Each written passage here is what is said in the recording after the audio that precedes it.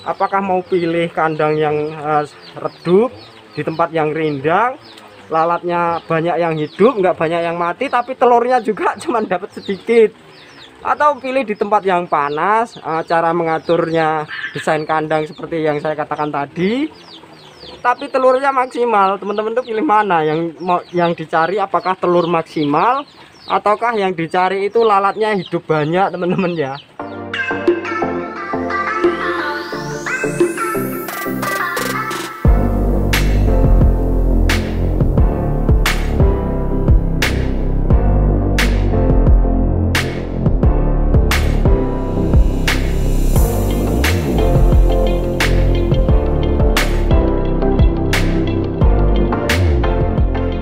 Halo, assalamualaikum warahmatullahi wabarakatuh, teman-teman sahabat budidaya maggot dan lalat BSF semuanya. Apa kabar hari ini, teman-teman? Di video ini saya akan menjawab beberapa pertanyaan dan juga akan mengupas beberapa pertanyaan dari teman-teman kita. Diantaranya satu ya, Mas, kok lalat saya belum kawin sudah mati ya?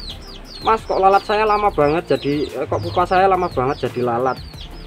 Terus yang ketiga, Mas, kalau kandang BSF kena hujan tuh pengaruh nggak sama lalatnya? Nah, teman-teman ya, sebelum kita lanjut, buat teman-teman yang baru nemu channel ini, silahkan dibantu like dulu, subscribe, kemudian nyalakan tanda lonceng. Nah, selain itu teman-teman ya, teman-teman akan melihat kesalahan saya, sering saya jawab ya. Kalau untuk lalatnya tidak masalah, karena mereka akan hinggap di bagian atas ya, walaupun bagian bawah terkena hujan seperti ini. Ini hujan angin semalam, teman-teman ya. Nah, seperti ini. Tapi kalau prepupanya teman-teman itu nggak ditutup rapat ya, ini kayak triplek saya ini kemarin membuka seperti ini bagian sebelahnya situ ya, kemudian berada di pinggir kandang. Kehujanan teman-teman semalam. Nah, kehujanan, dan akhirnya teman-teman bisa lihat ya, prepupa saya bertaburan semua keluar itu. Sampai sini-sini tadi saya ambil di sini. Bahkan ada yang nekat manjat sampai ke atas ini, teman-teman. Nah, tadi ada yang manjat sampai sini, tinggi banget ya. Memang lincah bener prepupa ini. Wah, teman-teman lihat ya, ngumpul di situ. Nah, mungkin ada yang nanya, Mas, kalau udah kena hujan kayak gitu jadi lalat enggak nanti? Nah, itu sudah saya katakan di video saya yang lain, teman-teman ya. Prepupa ini sebenarnya dalam kondisi apapun bisa jadi lalat. Karena dulu saya pernah kebanjiran di sini, prepupanya keluar semua. Saya masukkan lagi ke wadah, akhirnya jadi lalat, teman-teman. Nah, ini kita ambil lagi, sayang sekali nih. Karena super yang ini, teman-teman ya. Prepupa super. Enggak masalah. Kita masukkan sini. Ini bahkan ada yang nekat masuk ke wadah ini, teman-teman. Nah, nekat masuk ke sini. Prepupa semua itu. Nah, kita taruh wadah seperti ini biar mereka mengumpul di bagian wadah semua. Nah, teman-teman, terkait pertanyaan yang lain tadi ya, Mas, kok lalat saya belum kawin sudah mati? Nah, itu wajar sebenarnya ya, pertanyaan seperti itu. Untuk itu kondisikan kandangnya, teman-teman. Makanya saya sering, kalau ada yang nanya lewat komentar, saya tanya balik. Kadang malah teman-teman itu nggak mau jawab, karena saya pengen tahu kondisinya agar saya bisa menjawab, agar saya bisa meluruskan, teman-teman ya. Kayak ada yang tanya, Mas, kok lalat saya mati belum kawin? Saya tanya balik, apakah kondisi kandang itu sudah di tempat yang panas? Apakah sudah terkena cahaya? Karena ada, teman-teman ya, video yang menunjukkan katanya kandang BSF hasil telur maksimal, tapi kondisi kandangnya itu cuman ada cahaya sedikit sekali, teman-teman. Yang lainnya asbes gelap, hanya ada satu asbes transparan seperti itu, teman-teman. Dan kondisinya di dalam ruangan yang gelap. Itu kalau saya katakan, saya berani diadu, teman-teman ya, untuk kondisi di ruangan yang gelap, walaupun semaksimal apapun pasti akan tetap kalah sama yang berada di luar ruangan seperti ini. Karena yang dibutuhkan itu bukan hanya rasa hangat ya, teman-teman. Mereka juga membutuhkan cahaya ya, terang. Karena intinya kalau malam hari itu mereka memilih berdiam diri karena nggak ada cahaya, teman-teman. Mereka juga tahu ya, mana itu siang, mana itu malam.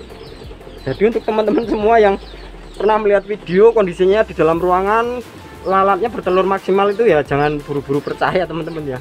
Kalau saya lebih percaya yang di luar ruangan seperti ini. Ini baru teman-teman nanti bisa mendapatkan telur yang maksimal, yang kawin maksimal. Teman-teman bisa buktikan kok. mungkin yang baru menetas itu, ketika kondisi matahari baru muncul itu mereka sangat antusias sekali ya menyambut matahari pagi itu, luar biasa. Untuk itu kalau kandang itu jangan ditutup-tutup biar redup ya. Bener alatnya teman-teman itu banyak yang hidup ya, nggak buru-buru mati, tapi mereka juga nggak mau kawin dan nggak mau nelur kalau terlalu redup teman-teman ya.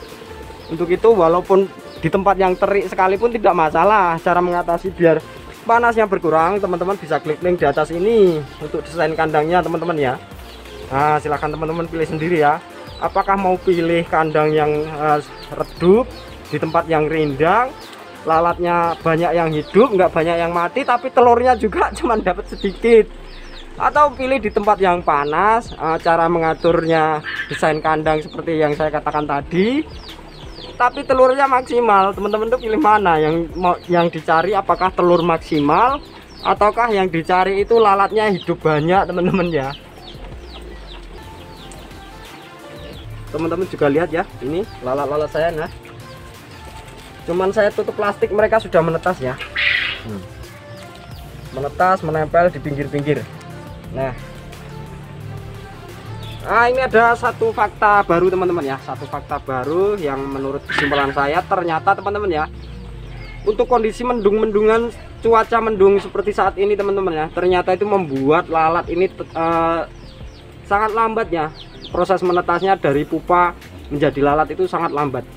Dulu saya sekitar jam 6 pagi itu sudah banyak melihat di bawah-bawah tutup ini menempel-nempel lalat yang baru menetas ya. Ini tadi saya cek jam 7 saja belum ada teman-teman yang menempel di sini, bahkan saat ini jam 10 ini baru kelihatan mereka menetas dari pupa teman-teman. Nah inilah salah satu jawaban teman-teman ya, proses mengapa begitu lamanya pupa menjadi lalat, salah satunya karena cuaca teman-teman ya. Karena cuaca mendung ini sangat berpengaruh.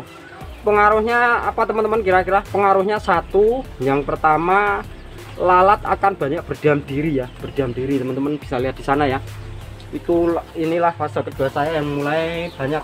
Nah ini sudah ada sekitar mungkin lebih dari 150 ekor yang menetas, teman-teman bisa lihat ya. Ini terus, nah selain itu teman-teman ya, teman-teman bisa lihat di luar sana ya, itu hujannya masih gerimis. Saat ini masih gerimis, masih deras hujannya. Jadi sangat berpengaruh pada kondisi lalat-lalat kita teman-teman. Yang pertama itu tadi lalatnya terlambat menetas ya, lalat terlambat menetas. Yang kedua lalat tidak mau kawin. Yang ketiga lalat tidak mau bertelur kalau kondisi hujan kayak gini ya. Untuk itu teman-teman ya, jangan tanyakan telur ketika kondisi mendung, ketika kondisi cuaca yang sedang buruk seperti saat ini, karena itu adalah faktanya teman-teman ya. Dan fakta baru saya pahami ternyata, oh jadi cuaca yang mendung-mendungan terus-terusan itu ternyata membuat pupa itu lebih lama, membutuhkan proses lebih lama, membutuhkan waktu lebih lama untuk menjadi lalat BSF teman-teman. Sangat berpengaruh sekali ya. Walaupun pada akhirnya dalam kondisi apapun mereka ini tetap jadi lalat, karena untuk pupa menjadi lalat itu juga membutuhkan suhu yang hangat teman-teman ya, suhu yang hangat di dalam kandang. Kalau tidak salah ya, kalau tidak salah ini narasi saya memang seperti ini ya, kalau tidak salah membutuhkan 27 derajat Celcius untuk mereka menetas dari pupa menjadi lalat. Seperti itu kira-kira teman-teman ya. Kemudian terkait pertanyaan berikutnya teman-teman ya, Mas kalau kandang lalat kena hujan itu gimana, pengaruh nggak di lalat? Nah kalau untuk pengaruhnya menurut saya sangat kecil sekali teman-teman ya, karena lalat itu begitu menetas mereka akan lebih suka hinggap di bagian atas ya, seperti ini. Nah seperti ini, dan tidak begitu suka berada di bawah jaring ya. Nah teman-teman bisa lihat di situnya ya, ini banyak yang menempel di sini teman-teman. Dan inilah fase kedua saya teman-teman ya. Insya Allah ini 2-3 hari lagi akan mulai sangat banyak ini. Nah kalau lalatnya masih sekitar ada 100-150 ekor yang menetas teman-teman ya, itu tidak serta-merta langsung kelihatan telurnya loh ya. Mas setelah menetas dari pupa menjadi lalat, apakah lalat ini akan langsung kawin? Kemarin ada pertanyaan demikian ya. Nah untuk menjawab pertanyaan yang itu, pengamatan saya teman-teman ya, begitu menetas lalat itu mereka akan langsung mencari pasangannya ya, jika kondisi panas tidak mendung. Tapi kalau mendung, jangankan untuk mencari pasangannya teman-teman ya, mereka bahkan lebih banyak berdiam diri. Jadi walaupun begitu menetas, kalau populasinya banyak, jumlahnya banyak, mereka akan semakin mudah menemukan pasangannya. Untuk itu teman-teman ya, jangan tanyakan telur dahulu kalau kondisinya masih hari kedua teman-teman ya. Hari ketiga silahkanlah, tapi kalau baru 100 lalat yang menetas, yang kawin itu hanya ada sekitar 10 pasang, itu telurnya masih sedikit, mungkin hanya sebagian yang bertelur, sebagian lagi mati ya, karena memang kondisi mereka seperti itu ya, kondisi alamnya seperti itu, cara alamiah mereka hidup seperti itu ya. Jadi kita itu nggak boleh selalu memikirkan yang mati, jadi usahakan mengkondisikan kandang sebaik mungkin. Nanti saya akan buatkan video cara mengkondisikan kandang teman-teman ya. Untuk itu buat teman-teman yang belum subscribe channel ini, tolong dibantu subscribe dulu, kemudian like, share, nyalakan tanda lonceng teman-teman ya, agar teman-teman nggak ketinggalan info seputar maggot dan lalat BSF baru teman-teman. Nah, ini sangat banyak ya, ada yang bukan super-supernya juga di sini, besar-besar juga itu. Nah teman-teman, kira-kira itu saja yang bisa saya sampaikan ya, dan terima kasih. Assalamualaikum warahmatullahi wabarakatuh.